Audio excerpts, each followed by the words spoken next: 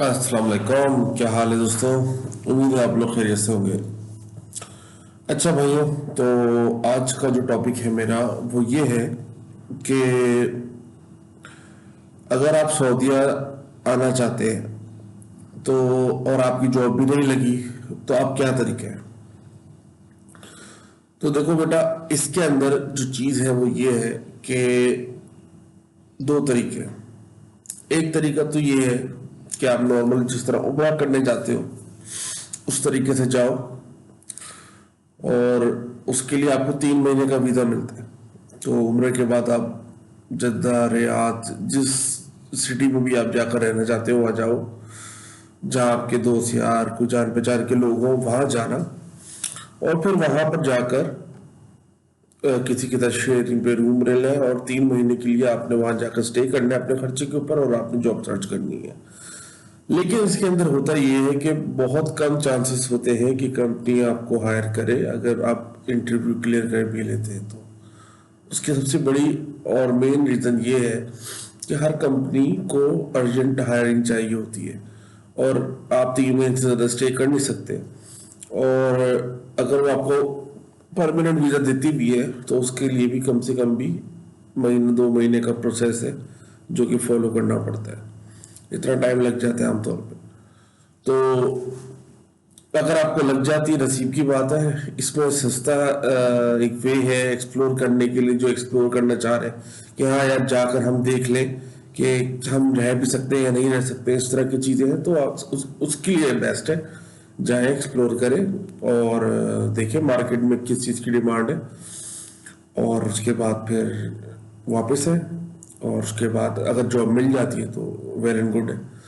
दूसरा तरीका ये है कि आप अपना वीज़ा यहाँ से ही लेकर जाएं। उसके लिए मैं आपको ये रिकमेंड तो नहीं कर सकता क्योंकि सारी बात है, ये एक कोई वैलिड वे नहीं है। लेकिन इसमें होता ये है कि मैं आपको बस तरीका बता रहा हूँ ताकि एक नॉलेज के लिए, कि होता ये है कि आपने करना ये है कि सऊदीया में जो सऊदीज होते हैं उन्होंने कंपनीज रजिस्टर कराई भी होती हैं अपने नाम से, लेकिन वो फिजिकल कंपनीज नहीं होती, वो एज अ वर्चुअल और कागजों की हद तक कंपनीज होती है। और जिस बेस के ऊपर उनको वीजा इशू कर दिए जाते हैं कि भाई आपकी कंपनी के अंदर 10 वीजा इशू कर दिए, अब आप 10 बंदों को बुला सकते हैं, 5 बंदों को, या वट एवर जितने भी इनके पास वीजा अवेलेबल होते हैं, तो फिर वो अपने वीजे बेचते हैं और हम खरीदते हैं। हमारा मुल्क हम खरीदते हैं, बांग्लादेशी, इंडियंस सब ऐसे ही खरीदते हैं वीज़ा। तो इसमें होता ये है कि आपने तकरीबन 15,000 रियाल तक का खर्चा आता है, कम ज़्यादा हो सकते हैं, जो मेरी नॉलेज के मुताबिक है मैं आपको वो बता रहा हूँ। तो आपने 15,000 तक का रियाल का खर्चा है इसके अंदर, और उसमें आपको वीज़ा मिलेगा।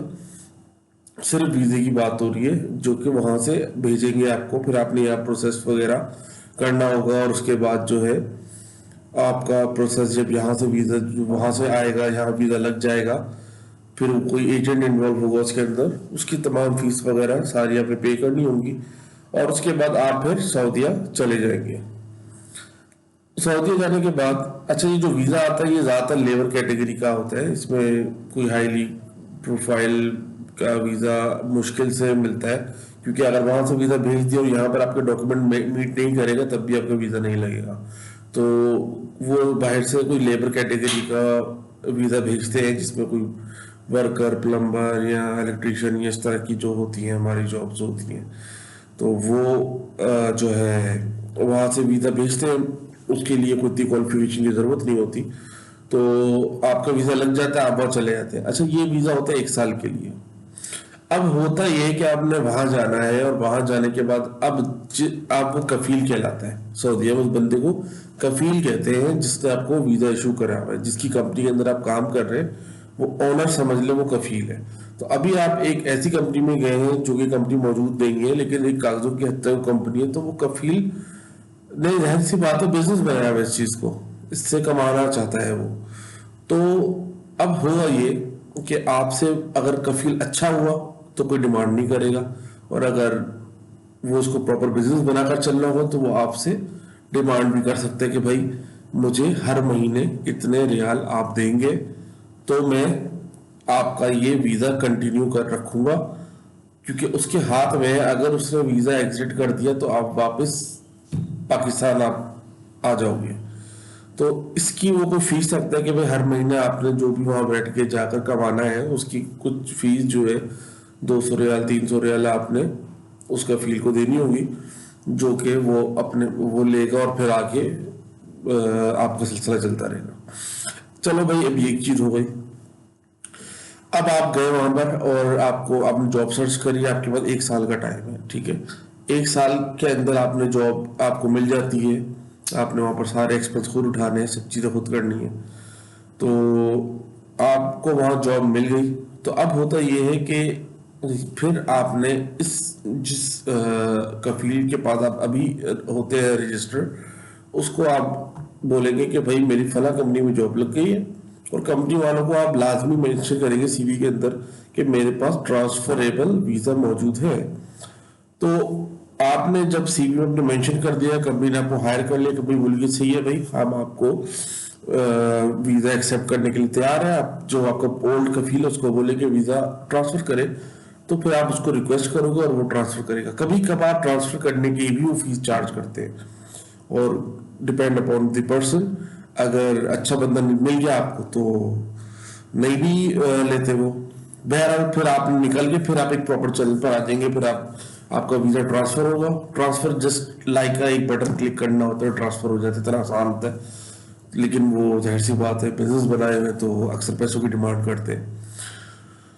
3,000 4,000 रियाल की 5,000 रियाल की डिमांड कर सकते हैं वो। तो बहरहाल अब चीज़ ये है कि अब आपको आप अपनी कंपनी में चले गए जिस कंपनी को जॉब मिल गई, और फिर वो आपकी कंपनीज आपके साथ जो भी एग्रीमेंट तय हुआ वो होगा, जो कंपनी आपको देगी, तो फिर वही कंपनी आपका हर साल रिन्यू कराएगी वीज़े की जो फीस होती है। तो उसके बाद फिर आपकी आगे मामला चलने शुरू हो जाते हैं। अच्छा, इसके अंदर एक मेन चीज़ ये है कि जो मैं आपको जो अभी ये चीज़ बता रहा हूँ ना, ये एक ऐसा बंदा जो शादीशुदा नहीं है उसके लिए तो पॉसिबल है, लेकिन अगर आप एक शादीशुदा है तो उसके लिए बहुत मुश्किल है, क्योंकि बीवी बच्चे पीछे होते हैं, तो उनको सरवाइव करना मसला होता है। अगर वो अकेले रह रहे हैं, तो अगर जॉइंट फैमिली में है तो मे भी पॉसिबल कि वो सरवाइव कर सके, लेकिन अगर वो सेपरेट रह रहे हैं तो मामला कुछ और है। तो उनको मैं तो खैर रिकमेंड नहीं कर रहा, लेकिन ये आपके ऊपर डिपेंड करता है। मैं सिर्फ आपको रास्ता बता रहा हूँ, जो रास्ता आप फॉलो कर सकते हैं, ठीक है। तो इसी सिलसिले में मैं आपको मजीद फिर नेक्स्ट वीडियो के अंदर डिटेल बताऊंगा कि अगर आपने फैमिली को बुलाना होता है तो उसके लिए क्या तरीक़ेकार होता है और कितने पैसे लग जाते हैं।